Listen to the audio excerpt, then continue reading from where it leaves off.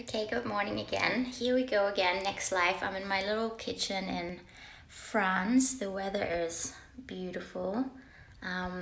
So what I wanted to talk to you about today is that many of us, we drink our teas, we drink our coffee in the morning, but we're not really aware that that might actually be giving us toxins. So I just want to walk you through a few simple things that you can do to make sure that when you're drinking your favorite cup of tea or coffee in the morning, you're not exposing yourself of coffee without toxins without even realizing. So one thing is tea bags. So you might be thinking that you're drinking your cup of green tea or mint tea, herbal tea of your choice, and you're doing yourself something really good. Hi Amanda. But the problem is that a lot of them actually have the little tea bags are made out of plastic, and when you stew that in hot water, it lots of plastic particles go into your hot water. So let's go through a few of your of the brands that I have here in France. Let's say we have this one here, it says Traineur, so that makes you lose some, it helps your body get rid of some excess water weight.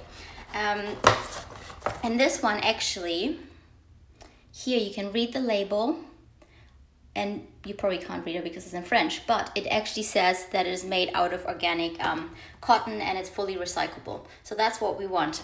But then there's a lot of other ones that we often, if it doesn't say anything, whether it is recyclable, whether it's out of cotton, it's most likely made out of little plastic particles that are not only bad for the environment, but also bad for your hormone system. So every time you stew your tea in that, with that plastic bag, you're getting microparticles into your water, and then you drink that and they mimic hormones, especially estrogen in your body, that can block your hormone receptors, and they can make your body think that you have more estrogen than you need. And also normally our body breaks down estrogens, men and women have estrogen in the liver.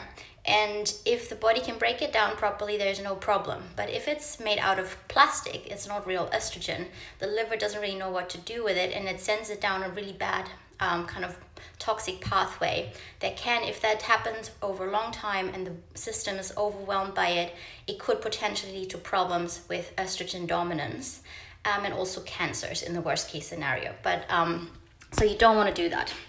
And I will go into more detail about plastics and what effects they have on your hormones in a different, more detailed, proper webinar. But another thing to note is coffee. So often we drink Nespressos, it's so convenient, but actually the Nespresso capsules are made out of plastics and aluminium. Now, aluminium is a heavy metal that if we accumulate that, again, if we consume it over and over and over, it starts to accumulate in the body. Because if we expose ourselves to it a little bit, hi L'Ariel, estrogen is through the roof, exactly. Oftentimes estrogen is through the roof, even for men actually. They don't realize, but all of a sudden they're not as masculine anymore because they have too much estrogen. By going back to the coffee and espresso capsules, our body is really well equipped to get rid of a tiny bit of heavy metal exposure. But if we're exposing ourselves every day with all these Nespresso capsules, it actually has been shown that it's linked to Alzheimer's, and it might start to block your brain cells from functioning properly. And it starts to degrade your nerve cells. So that's not a good thing. You don't want to do that if you don't want to have nerve brain damage and maybe even Alzheimer's in the long run. And the next thing is that it also has this little bit of this plastic coating that you also don't want to have, obviously.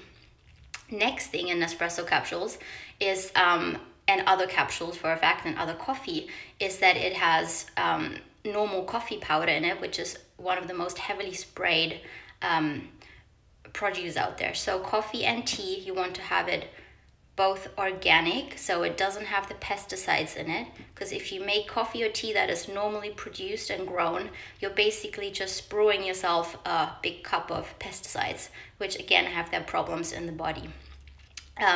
So I'm not against coffee, I'm not against tea. Make sure it's organic, and the whole packaging has no plastic, has no aluminium.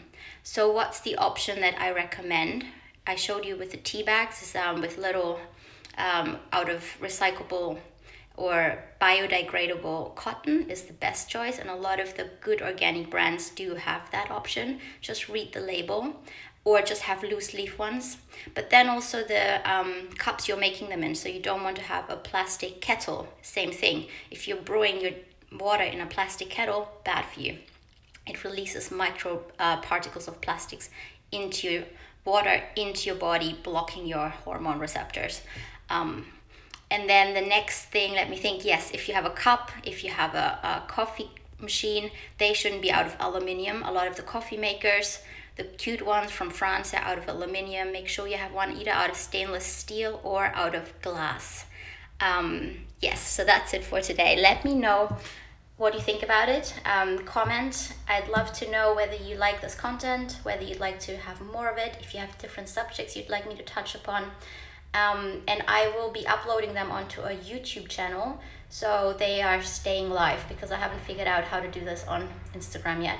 So I will be downloading this every time I do one of these little lives, upload them onto the YouTube channel, and so they stay there and you can go back and listen to them again if you find any value out of it. Have a lovely day. Bye.